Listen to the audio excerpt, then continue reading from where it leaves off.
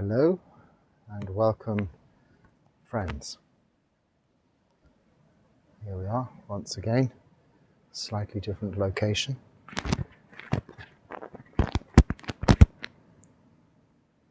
But still the same beach.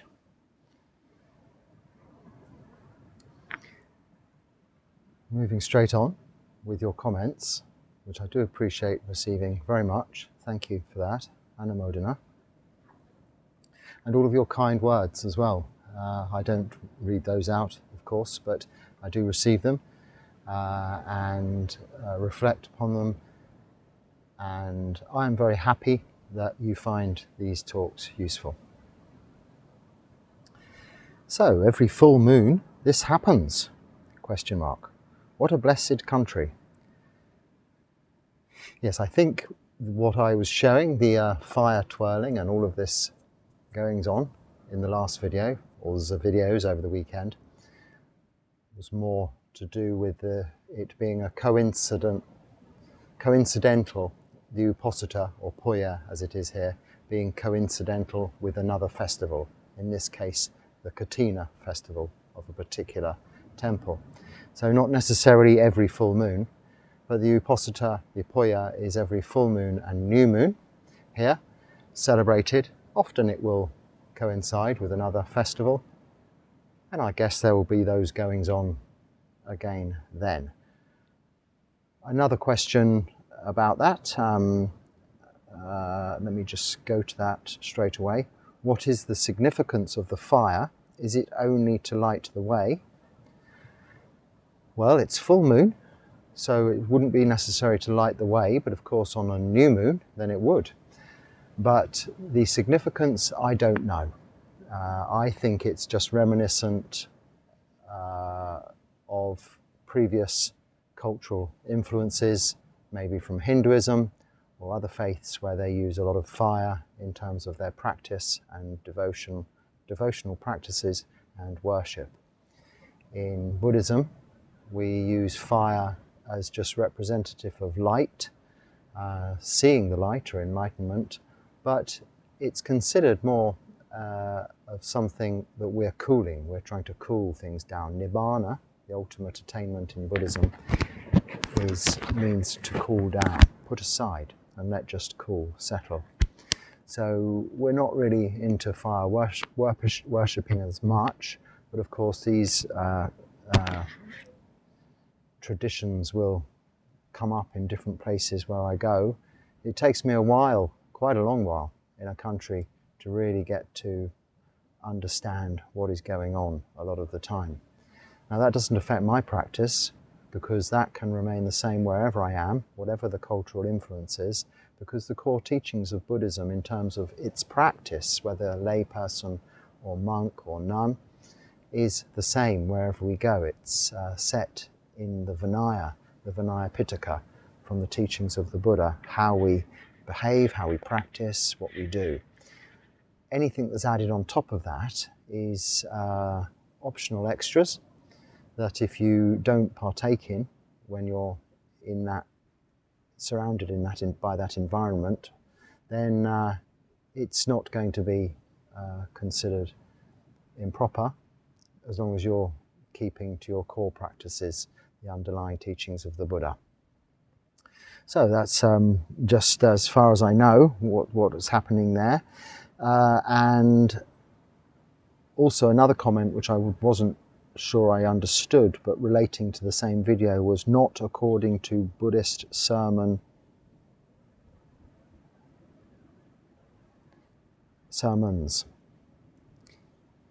So I think you may be referencing in that comment that this fire worshipping or whatever it is isn't anything to do with actually the teachings of it isn't in the Pali canon, the Vinaya Pitaka, the Sutta Pitaka.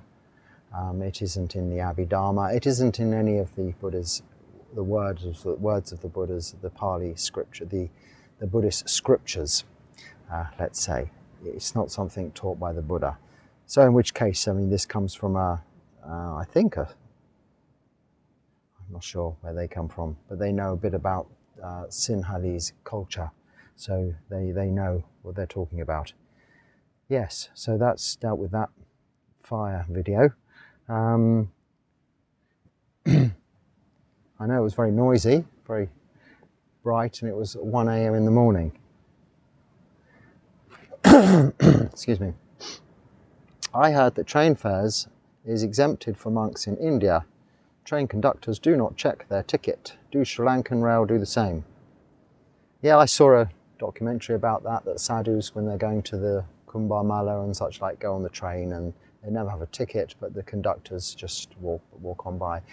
As a rule, I mean, in India I had to pay for all public transport wherever I went, whether it was, you know, a lot of money or not a lot of money. I had to have someone with me, a kapia, to handle the transaction, so I had to get a ticket.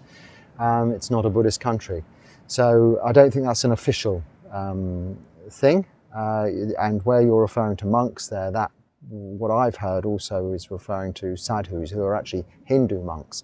Buddhist monks are not really recognized as anything other than other samanas. They're not singled out as Buddhist monks often in India because people aren't so familiar with Buddhism, or Theravada Buddhism specifically there.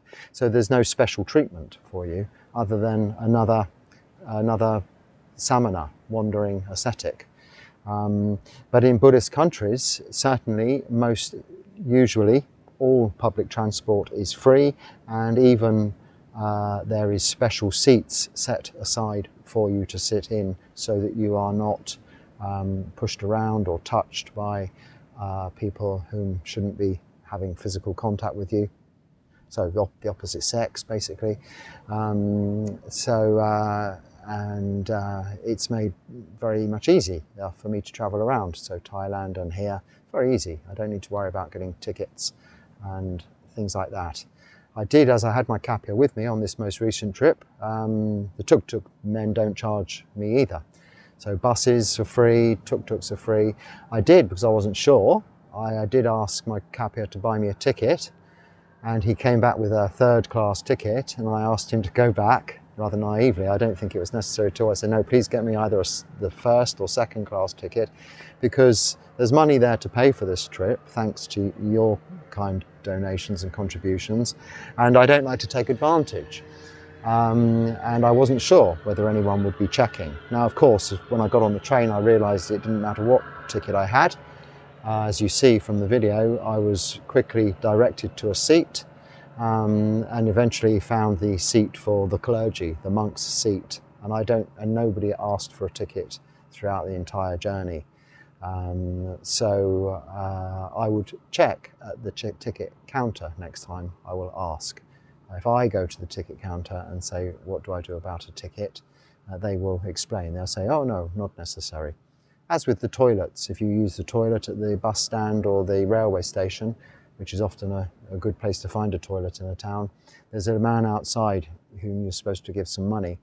And if you make the gesture, even though you haven't got any, as to be able to give him some money, he'll say, oh, no, not necessary. And then you know you can go in and use the toilet freely without any concern as a monk. It's a great life, isn't it? I wish I had a Theravada community to be with. You have us. This can be your Theravada community, and we are with you.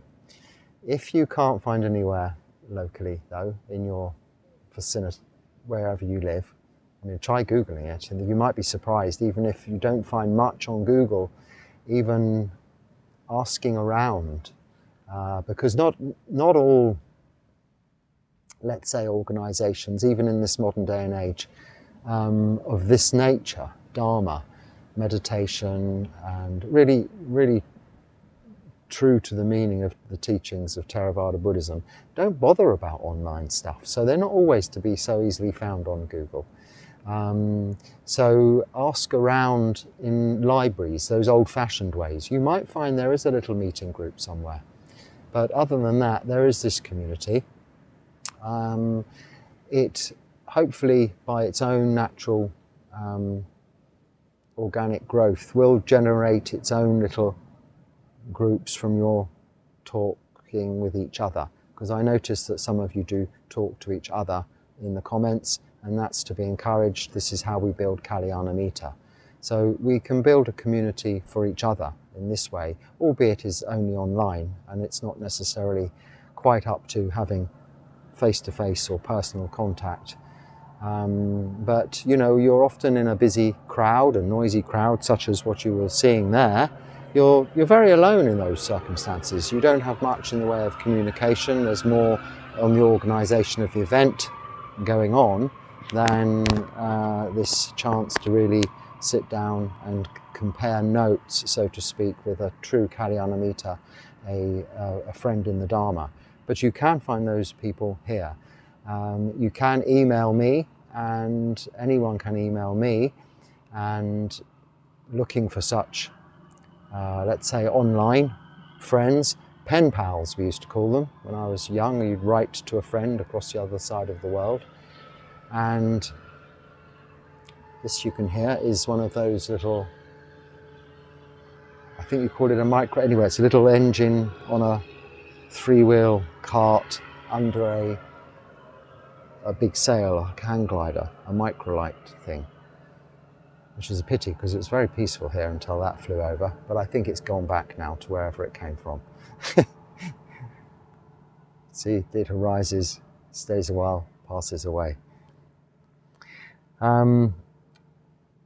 Yes, so happy to have you here in this community, and please, everybody, make the most of this opportunity. Okay, this is coming in out of context a little bit. I worshipped while meditating. So I'm not sure, if you're worshipping, I don't think you're really meditating, and if you're meditating, you're not worshipping. I think this is something maybe that's gone a little bit slipped in translation. But I will say, you know, I know there are devotional practitioners who do a lot of worship that's seen as worship. But in the Buddha's teachings, and you're the same individual that referred to Buddha's sermons, so the Buddha's teachings, I guess you meant by that, there's nowhere he says you should be worshipping anything or anyone. Worship is not part of this practice. We pay homage to, respect to, and I think that's what you mean. It's just literally a translational misunderstanding, because I know you come from a very informed, more so than me actually, background in terms of the Dharma. So yes, I think that's just a misunderstanding on my part. But I worship whilst meditating. Yes, I mean, I've always say we don't in this religion, if we call it a religion, we don't pray and we don't worship. We practice and we meditate. We practice sila, which is keeping the moral virtues, samadhi, meditation, and panya, developing wisdom, developing wholesome mind states and reducing unwholesome mind states. Well, it's a shame. There's two of these things. This is the second one I'm going by now. Maybe it's the beginning of the tourist season, or I'm here at a different time of day. Okay, we're getting through these questions quite quickly, which I'm pleased to say. It means I'm not waffling too much. What's this? Oh, we've done that. Okay, hello. A quick question. Is it seemed as useless speech saying my pet's name? Question mark. I'm trying to be a good Buddhist and don't have anyone to ask. Ah, okay. Well, you certainly have me to ask. I can't give all the answers, but I can certainly give my opinion on comments and questions I receive from my point of view. No, I don't think it's useless speech saying your pet's name. You have to call your pet something in order to get its attention, as we do each other. We have to.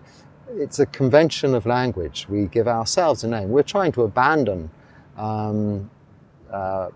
personality view, for instance, our self-view.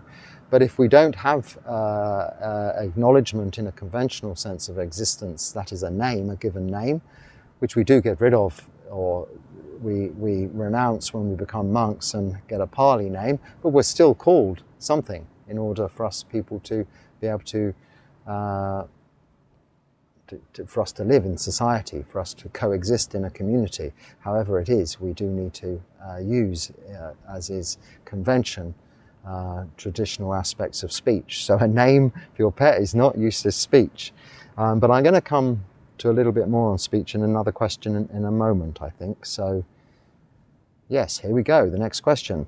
This isn't quite what you're asking, but I'll explain. Dear Bhante, can you give a talk on how to overcome anger, saying something you will quite likely regret afterwards? Tips, actions, methods, etc. Kids being naughty, etc. Anger comes on so quickly. Mindfulness goes out of the window and one says things they would not say generally. Then you may regret that you may regret afterwards, or then you may regret afterwards. Yes, of course. Now, actually, I have given a talk on two subjects. One about anger, and I don't know what it's called, but if you Google English Buddhist Monk, or search in the YouTube box, Google English Buddhist Monk, dealing with anger or something like that, or just put anger, it'll come up somewhere in the list of things. The English Buddhist Monk will throw up a lot of, I come up in there somewhere, and the topic will come up if you search that. If I can get round to it, I'll send you the link. But, so I'm not going to talk about that again now. That's not to say that talk will most likely come up again, because it's one of the root defilements. Greed, hatred, is anger, comes under, it's included within that, and delusion. In fact, anger is a bit of them all. In terms of its manifestation, which is more what you're talking about, that really comes under the topic of right speech, so the third of the Noble Eightfold Path. And that is one of the most hard aspects for us to develop, because our mouths, as you say here, you'll say something you'll regret later, in the heat of a moment, and we'll blame anger. Now, I've given another talk, which I can sum up now by, if we expand on the fourth precept of not lying, the fourth precept saying refraining from lying, saying that which is not true. Often people say harmful speech, divisive speech, and you can apply those to that precept if you wish, but I like to think that these precepts should be kept pure in order for us to be able to keep them. It's hard enough as it is. So just do not kill. Okay, do not harm also, but that's an expansion on refraining from killing, refraining from stealing, refraining from sexual misconduct, lying, and taking intoxicants. If we keep the precepts, the 5 precepts, simple, then we know what we're refraining from. Why complicate it further? The Noble Eightfold Path expands on it all to include harmlessness, to include non-divisive speech and harmful speech. But with regards to speech in the Noble Eightfold Path, the third point of the Noble Eightfold Path, right speech, it's not always easy in the heat of the moment, I appreciate it, but the more you practice this, the easier it becomes. But it takes a long time. It isn't easy, it is hard. So what one must say is to yourself, be kind to yourself firstly. If you do say something in anger, be willing to exercise humility as well as kindness to yourself and to the other person by going back on it. Don't ever be afraid to retract something you've said. If you scream and shout at somebody, never be afraid to say, whether it's for embarrassment or a sense of self-righteous indignation, if you said something in an unkind way, whether it's accurate or not, even if it's just the tone of your speech, never be afraid to say, I'm sorry, I shouldn't have said that like that, I shouldn't have spoken to you that way. The more quickly you do that, the more quickly the problem has gone away for both the recipient and for you. So that is your best tool. You were asking for tips and advice. That is your best tool. So, little baby Johnny, you've just done this. Wah, wah, wah, wah, wah, wah. This happens. You then say, but pat him on the head. Little baby Johnny, I shouldn't have shouted at you that. I love you really, I'm so very sorry, but please next time don't do it that way. It's going to cause you harm. I don't want you to hurt yourself, and explain why you were so upset. You weren't angry. Often in this example you're given, it's you're being protective. You're a mother or a father.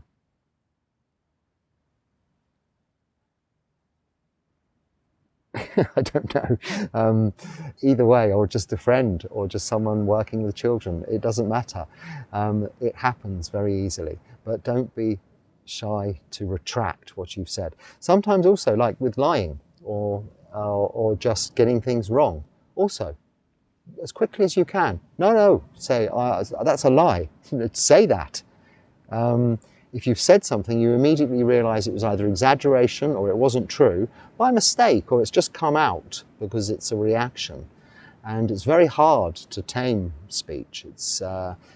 When you've got right speech, you're really on the path towards enlightenment, because it's, I think, the very most difficult thing for me, certainly, one of the most difficult, the thing I have to concentrate on very carefully. In a country where they don't speak your language, it is so much more easy, because you have to be mindful of how you're speaking and what you're saying anyway, in order to get your point across. But whether or not they've understood what you've said, if you've said something that wasn't kind, it's still important, even though you perhaps know, as I have known, I've said something not a way I should have said it, or in a less kind way. I've then even said to them then, I'm sorry, let me say that again in a different way, and explained it in a different way, and retracted it. So if you accidentally say something that's not quite true, you can stop and say, no, forgive me, that's a lie. Let me start again. I'll retract that, and you say it again. Just quickly jump in there, and everybody appreciates things come out of our mouths that we don't expect or want to come out of our mouths. Don't try and then patch over it. Expose it, put it into the open, throw it away, let it go.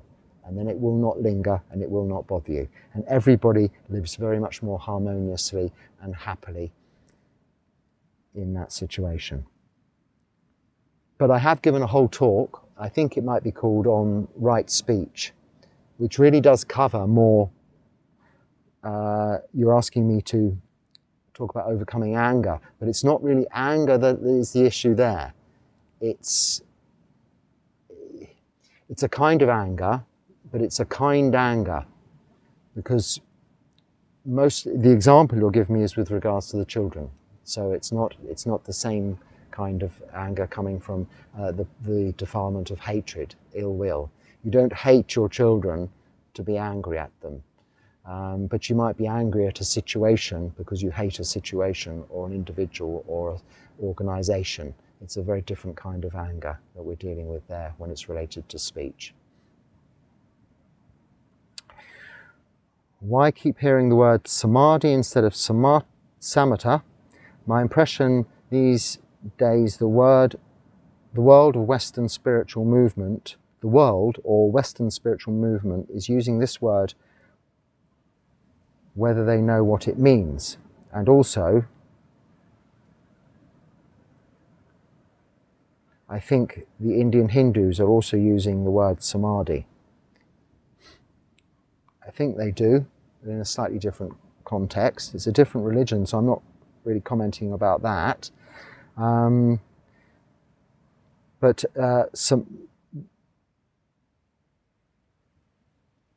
being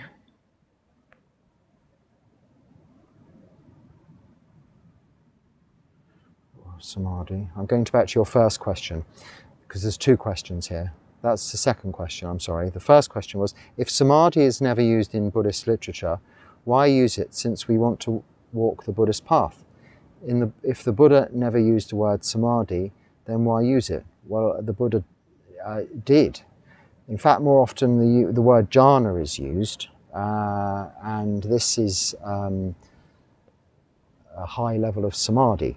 But you're saying about the following the Buddhist path, the Noble Eightfold Path, the eighth point of the Noble Eightfold Path is Sama Samadhi, right Samadhi after Samasati, Samavirya, Samasati, Sama Samadhi. And it's used quite considerably throughout the Pali Canon. So there may be some, you're coming from a Mahayana background or a different language, not Pali, because I know sometimes in other traditions, samatha is considered the same as samadhi. But in the Pali Canon, samatha only occurs on a couple of occasions only, in conjunction with other words, the Samatha Sutta and Samatha Vipassana. So it's a quality of tranquility, peace and calm to appreciate something, a way of being. Whereas samadhi is a more concentrated or focused effort, single-pointed focus. That is not samatha. So it is used in Buddhist literature, in the Pali Canon, maybe not in other translations. And your question is why keep using the word samadhi? Because it's sila, moral virtue, samadhi, which covers really meditation in its entirety in this context, in the Noble Eightfold Path. It covers right effort, it covers right mindfulness and right concentration. So sama vidya, sama sati, sama samadhi. So this is the context of sila, samadhi, panya, wisdom, being right view and right intention, or right view, really, just right view. Right intention, right speech, right action, right livelihood is sila, sila, samadhi, panya. So it comes up there, very much so. This is why it's used a lot. It's the core teachings of the Buddha, the word of the Buddha. And that's why. I hope that answers that question. I think it's a little bit of a translational problem, a misunderstanding. Google the word samatha, Google the word samadhi, and then you ask later, so are samadhi and... whether the word samadhi is crediting the Hindu religion or Buddhist religion. No, it's not. I don't know what the Hindus think of samadhi. It's a form of meditation, but it's not relevant to this subject. You do ask later, is samadhi... lastly, is samadhi and samatha means the same thing? No. Different things, like I've just explained. Okay. Right. It's my understanding that the Buddha didn't teach a system of beliefs. He prescribed a set of rules for living and taught how to recognize suffering and the path to end suffering. Yes. This leads to my question. How important is it to believe in and understand the concept of citta? Does it matter if I don't believe in rebirth or the persistence of any kind of self beyond our human lifetime? Okay, so, your question. How important is it to believe in and understand the concept of citta? You shouldn't believe in anything at all. Experience it for yourself, like you say, understand the concept of citta, but if you don't, you will. It's inevitable through this practice. So it's not important, don't worry about it. If it's too much to get your head around, as it is for us all, you will experience this idea, this, I won't just say fact, because then it's implying you should believe me, but experience it for yourself. And if you don't, it's not important. Then clearly, if it's not experiential, it doesn't exist, it's irrelevant, it doesn't matter. Go with what you can experience. That is what's important. And then, does it matter if I don't believe in rebirth or the persistence of any kind of self beyond our human lifetime? Well, there is, in terms of Buddhism, our understanding, no persistence of any kind of self beyond our human lifetime. We eradicate all idea of self. What persists, or what is reborn, is that citta. And no, again, it's not important. It will become an aspect of your understanding as a result of the practice, because you will realize, you will see, quite possibly through the practice of Sila Samadhi Panya, or the development of Panya specifically, that you cannot have just become what you are now as a result of all of the causes and conditions that you've put in place in just this lifetime, the realizations you can receive now have to have come from a formative grounding, a previous life. So if you've been born into this life from a previous life, then it's inevitable that unless you extinguish all desire, cut all of the fetters, so become fully enlightened, attain to parinirvana in this lifetime, you will experience rebirth into another form, realm, condition, as a result of causes and conditions put in place in this lifetime. But you don't have to believe anything. Practice, keep the precepts, practice meditation. This is enough. It will develop the wisdom for you to see yourself that this is how it is, not how it is to be believed. How does the concept of anatta apply to the experience of romantic love?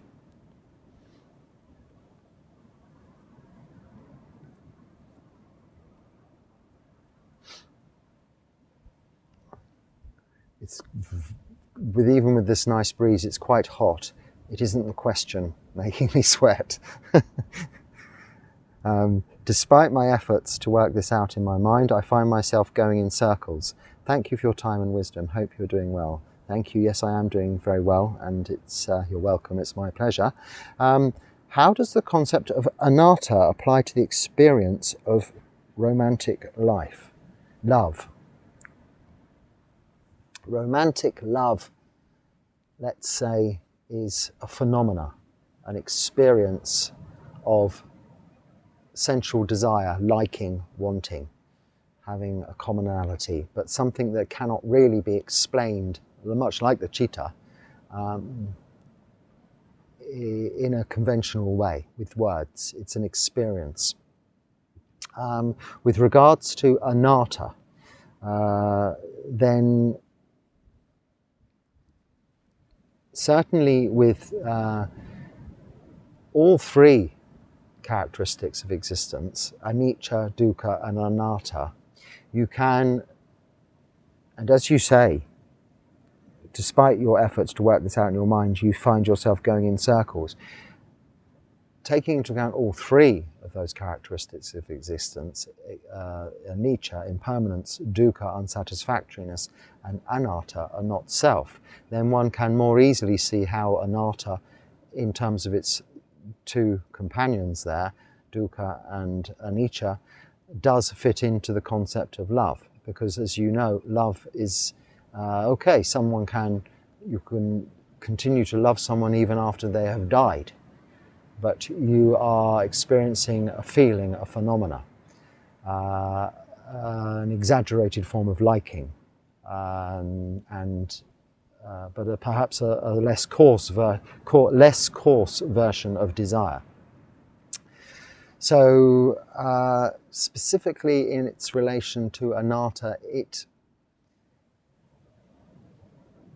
shouldn't be seen that because we are practicing this path to see not self, that is, that we are just simply a physical manifestation of causes and conditions that we have put in place, it shouldn't be seen that we cannot have love, because of course we have metta, loving kindness, we have karuna, compassion, mudita, joy for others, and we have upekkha, equanimity, this stoicism, this unmoving and stability of mind that we have established through this practice. These are qualities that we develop within ourselves and are an integral part of what makes up this citta, what binds this citta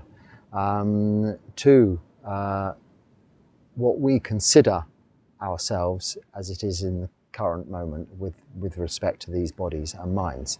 So we shouldn't, because of this understanding of not self, say, right, I don't love this beautiful view. in front of me or behind me, because it's not self. I'm just eyes seeing a sight, just ears hearing sounds. This is truth. This is the truth. And this is something that should be understood, and something we develop wisdom of understanding of. But it doesn't mean we cannot enjoy all of these pleasant things. So a loving relationship can be enjoyed, but with the full understanding that it is impermanent. It will come to an end. Even if the person dies, you will be parted from those that you love. And relationships break down, and you can be therefore suffering as a result of that, experiencing dukkha. These things, everything, all conditioned things are, and love is a conditioned thing, all conditioned things are impermanent. Impermanent, subject to unsatisfactoriness, unsatisfactory, and anatta is out of our control. So the direct, my interpretation of anatta is more out of our control. So the direct relationship between love and anatta is that just understand that love is out of your control. You cannot help it. No more can you help know how long your heart will continue to beat for, how long you will continue to breathe, or what your next thought will be. If you fall in love with someone or something, it isn't within your control. It can happen out of your control. And likewise, you can fall out of love, as so often happens, with someone or something. And this is also out of your control. So it's direct relationship with love. Anatta is it being not within the scope of your control. Therefore, not self. But it doesn't mean it's not a good thing. It shouldn't be avoided. It's part of our practice, metta, loving kindness. Not romantic love, as you say, but the unconditional love that a mother has for their child, for instance. But it's not too dissimilar. You know the differences. We draw a line between the two. We can understand the difference. But they have similar foundations. But good question. I only wish I could have got to the answer more quickly than I did. That's the answer. It's out of our control. Dear Bhante, could you please discuss skillful ways to overcome rejection? Oh, they're coming. Where are these coming from today? Rejection. Also, could you give an example of rejection you have had to face? Thank you for sharing your journey. Well, you're welcome. I can share my journey.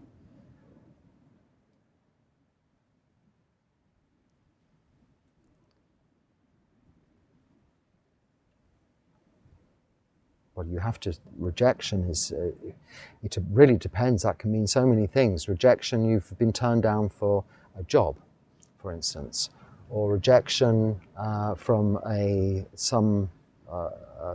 relationship. So you like them, but they don't like you. They turn you down. You want to go on a date and they say no. This is rejection. They're the two obvious examples.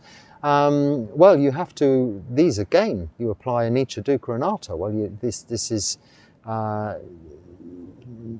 rejection can come after a relationship has been going for a long time, and then it's considered as, well, it was impermanent, this relationship, all conditioned things are impermanent. But it's also, rejection is something that is out of your control. It takes a third party, someone else, to reject you. Or you can reject others, for instance, but it requires two parties. How do you deal with it? It's just suffering, like all dukkha, anicca, dukkha, anatta. If you want something and you can't have it, this is suffering, this is dukkha. And rejection is just a simple representation of that. You want something, you can't have it, you move on. You find something you can have. You see the feeling of rejection. How do you deal with that feeling? And you want me to talk about that? Well, you see that as impermanent, because if you don't get this job, and you've probably had many job interviews and not got all of the jobs, and every time been equally disappointed, or to a degree disappointed, but then subsequently you've got a job and you never think of those disappointments again. And you think even, maybe, well, I'm so glad I didn't get that other job because this job is so much better. Or you failed to go somewhere, you missed out on an opportunity, but you ended up in a better place. Well, it can work the other way around too, but we soon get over it. It's impermanent. All conditioned things are impermanent, anicca. But remembering that it's not us, it's not ourselves, it's out of our control, always helps. This is, you can do your best. You use this body, what you know intellectually, your brain, your mind, and you present the best you can to whomever it is who's going to reject you. If they choose that you're not their cup of tea, you are rejected. You don't get the job, you don't get the relationship, you don't get the prize. It's their loss, but don't have a conceited view of that. It's their loss, but it's your gain to go and seek another opportunity. Okay, that's all it is. It's just one of those things. It's suffering. And if you think of it that way, it's just no different to having a headache. It will go away. That is the only way, I mean, skillful ways, this is to overcome rejection. I think you're probably referring to relationship rejection, but it's the same thing. It's the same as not getting a job you want, really. It's just we have a more deep-rooted human instinctual reaction towards it. But of course, with this practice, we're developing to not have those reactions in such an uncontrollable way, by the understanding of not self, but by the development of equanimity, upekkha, this fourth of those 4 Brahma Viharas. If you've really developed those 4 Brahma Viharas, metta, loving kindness, karuna, compassion, mudita, joy for others, equanimity will come together as a result of that. So practice metta. So the person who rejected you, or the people that didn't give you the job, still have not so much metta in a romantic love rejection, but have compassion for the people maybe, or try not to just think about it at all is probably the best thing, employing equanimity and moving on, letting go of an opportunity missed, but many more, as they say, fish in the sea, pebbles on the beach, opportunities. It's an age-old thing. Nothing new in Buddhism to deal with that. We're not really trying to focus our attention on developing relationships. We're trying to focus our attention on seeing what relationships really are. They're just a convention for us to be together, to enjoy each other's company in a wholesome way throughout this lifetime. And it's as simple as that. That can be with another partner, a relationship, or it could be with a dog or a cat. As monks, we try not to form too many or any relationships of this nature, because we are really committed to becoming free from suffering in this lifetime. By forming these relationships, you're putting one very big obstacle in the way of that, because this person, this thing you form a relationship with will inevitably is impermanent, will be gone. You will be parted from. And as far as an example of rejection you have had to face, I'm not just saying this, I cannot think of one. I've been practicing like this for way too long. Not a specific rejection. I've had disappointments. You know, I was going to ordain in whenever it was, in 2019, and then we had COVID and I couldn't go and ordain for 6 months. I was not able to do anything. But it was a wonderful time. I mean, it wasn't a rejection, it was a disappointment. I think disappointment and rejection is a different thing. Rejection is very much hurting a sense of self, and it's that sense of self that we're trying to eradicate, not by making it go away, but seeing it for what it is, that we are just this, causes and conditions of what we've put in place before. So if someone rejects you, it's only as a result of what they are witnessing as the results of the causes and conditions that you put in place, and then put those results before them.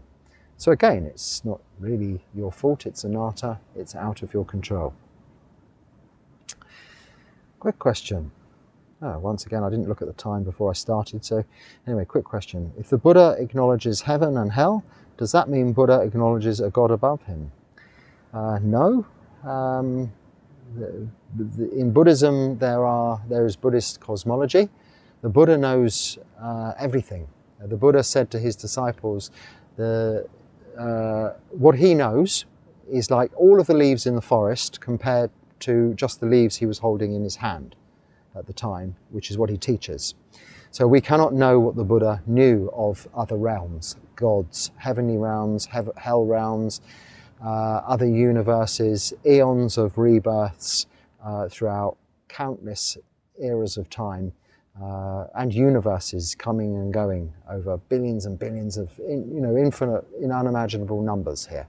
We cannot even come to terms with understanding that. That's one of the questions that the Buddha says, don't try to understand, because unless you're a Buddha, you cannot know these things. And he's the only one, and the next one won't be for a very long time yet either. So we can't say if the Buddha acknowledges heaven and hell, but he says he refers to the heavenly realms and the hell realms, but not one heaven and not one hell, and none of them permanent. They're all conditioned things also, so subject to anicca, albeit over a much longer period of time. And it is said that in the scriptures, if you go to the hell realms or the heavenly realms, it's for an inordinately long amount of time. Nothing compared to what we consider a long time here. But then a mosquito or a little dragonfly, mayfly or something that's flying from the river here of an evening and only lives for 24 hours, probably could not imagine the length of time we live for. So how long were the dinosaurs on this planet for? Considerably longer than we can even imagine compared to what we've been here for so far. So, these time aspects, the Dharma is ehipassiko, paniko. Ehipassiko means timeless. We take time out of the equation when we are experiencing deep levels of samadhi, but ultimately our free from suffering experience or our attainment to nibbana is timeless. There is no time. So as far as God above him is concerned, there's nothing above him or below him, because he was a Buddha. He was therefore an arahant, but higher than an arahant. An arahant has lost all form of conceit. So he doesn't consider himself above or below anything or anyone. It is gone. It is not a relevant concept. It's a part of conditioned existence. It's again subject to impermanence, unsatisfactoriness, and out of our control. So there would be no acknowledgement there. There were gods, head gods, lower gods, many gods in Buddhist cosmology, in the Buddhist realms. You can read all about that in different Buddhist literature, and if you're interested, there's a very good video on Buddhist cosmology on Ajahn Sona's YouTube channel, which explains a lot about it very clearly, very well. It's not to me, it's not an area of, it's interesting, but only as interesting as all interesting things are. It's not really part of the practice. It's not necessary to know all about that. What's necessary to know is the complexities of this existence that we're experiencing now, and the causes and conditions we're putting in place for the future, whether it's within this lifetime or the next, are what we should be concentrating on here and now, in this moment. How are we doing?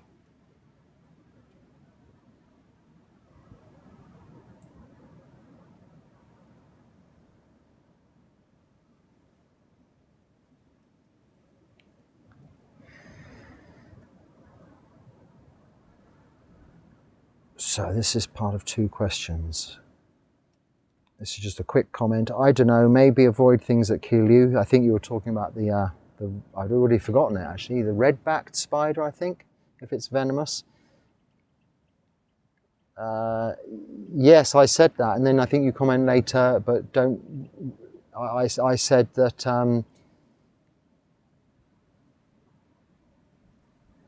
I don't know, you say, I don't know, maybe avoid things that kill you. And I said, something will, we can't avoid death. And you said, yes, but don't rush into it. No, we have to be careful. We have to take care of ourselves and don't do harm to ourselves. So we have to be responsible. Also, bearing in mind, you are, if you foolishly go into a situation ignorantly that forces a venomous spider to kill you, that venomous spider has killed you.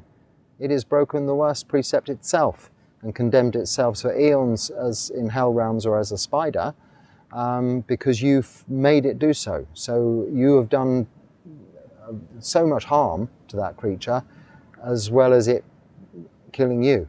So, you know, you have to be mindful of all of these things. It's how and why we go around very carefully. Not to the extent of like the Jains, who go with a little soft brush, brushing everywhere, making sure they don't step on even a smallest insect they cannot see, and like this, but just as carefully as we possibly can not to intentionally do any harm. And that includes allowing other things or circumstances, situations to harm us.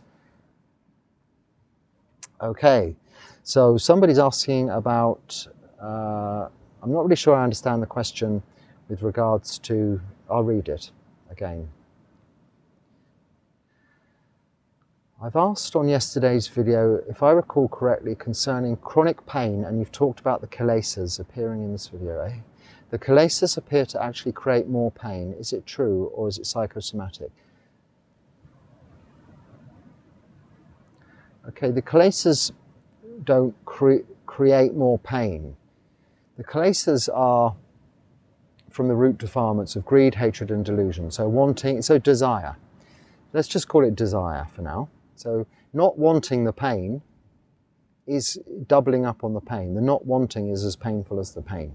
So we're taught this similarly of the arrow, whereas there's one arrow goes in, the second arrow is our aversion to the arrow going in. If we accept this pain as just that and focus on it as just that, it won't necessarily go away, but you're not focusing on the aversion of not wanting the pain. But you can realize and see the impermanent nature of the pain. Now, somebody's later sent a link, I think, to you on a long video, yes, or I have, yes, relating to, yes, so thank you for sending the link, saves me trying to find it, just on this specific subject of pain. So we'll leave that at that. If you want to know about dealing with pain, there is a long video on here about dealing with pain. Google English Buddhist Monk dealing with pain, and it will come up. And then similarly, how to sit in meditation for a long time without numbness. Similarly, there are a few videos, but 2 I've sent the links to you. But if you put in English Buddhist Monk, how to sit in meditation for a long time, it will come up. Something will come up. Okay, I've been trying to do morning and evening chanting, but find the kneeling posture to be extremely painful, where we essentially sit on our toes. My toes and back hurt terribly. I'm wondering, am I doing something wrong, or is it just a matter of getting used to it? Yes, I'm afraid it's a matter of just getting used to it. It's agony at first, yes. I can do it for such a long time now and don't think about it. But when I got to Thailand, this isn't long ago, and bearing in mind I'm 57, when I was in Thailand before that, it was quite some years, at least 3 or 4 years. But in all chanting, for a certain period of the chanting, we sit in this position on our haunches, on our toes. As if you look at one of my chanting videos, you'll see how I sit. And when I arrived in Thailand in January, I, of course, had to be faced with sitting in this position again, because they don't do that all over the world. And if you have the opportunity not to sit like that, there's a tendency not to. And your body quickly forgets how it had got used to it. Because I had to get used to it before. Then I had to start all over again in January, and often I mention on the videos during that time in Thailand for 7 months, from January of this year till August of this year. 7? Yeah, end of July. 7 months, yes. It was a full moon of December to the full moon of, which was at the very end of August. I regularly complain about the agony I was in, but I did get used to it, and I'm now very used to it, and I don't now take the opportunity not to sit in that position, because I find it very conducive to this part of the practice. It's a better position. It's where we do a lot of the bowing. So it's how the position we should be in when we're bowing. It means we bow more beautifully, not in an aesthetic kind of beauty, but in a very smooth and mindful way, without our bottoms popping up in the air and our feet going all over the place. We are able to bow with our bottoms staying in one place. It's like we're in a better angle to hinge and bow very smoothly and gracefully. So there's a lot of bowing at that part of the chanting, so it's important. Otherwise we've got to jump up on our toes to bow, because you can't actually bow from the alternative, so you're sitting on your calves position without raising your bottom in the air. Also, the men and the women are treated differently in the temple in Thailand, and they sit in the other way, we sit in this way. And I don't know the reasons behind it, but if you sit the other way, because you can often look very similar in monasteries, because they often have, the mechis will have shaved heads, and monks can be, and novices and what have you. We're not all outwardly showing our sexuality, put it that way. It's an indication of who's who and what you are and what's going on in that respect. Dare I say it, because we're not supposed to say such things, I think, these days, but there is a difference. But yes, you have to get used to it, I'm afraid. You keep trying, it's worth it in the end. But the pain, when your toes and back hurt terribly, yeah, it really does. No, it really does. And we have to do it there. I don't know what sort of surface you're doing it. We're doing that on a hard floor, just a thin sitting cloth, no thicker than this cloth, on marble slabs. So yeah, it's maybe a thin carpet sometimes in the temple, but no more than that. Yeah, it's really, really painful. But after a while, actually what happened, and I did describe this in a video, one day, I mean, towards the end of the chanting, I thought, whoa, I'm not in agony today. And it had just gone like that.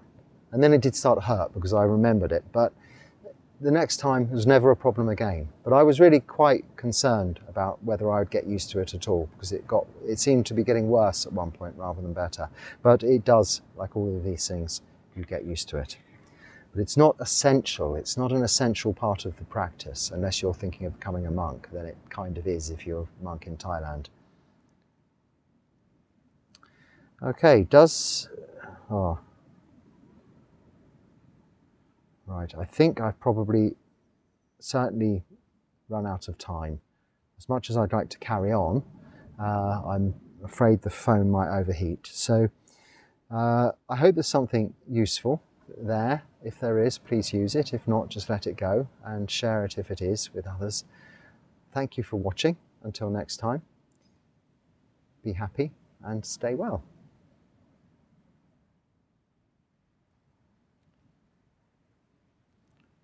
Now I still have to get up, I think, to do this.